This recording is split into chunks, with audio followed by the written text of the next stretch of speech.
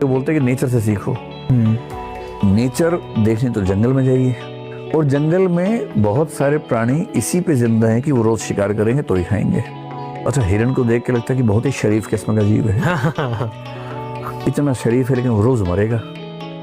Nature तो नहीं बचा रही उसको। जी। हम कैसे मान ले कि नेचर अहिंसा के पक्ष में है कि हिंसा के खिलाफ है? बड़ी मछली छोटी मछली को खा रही है।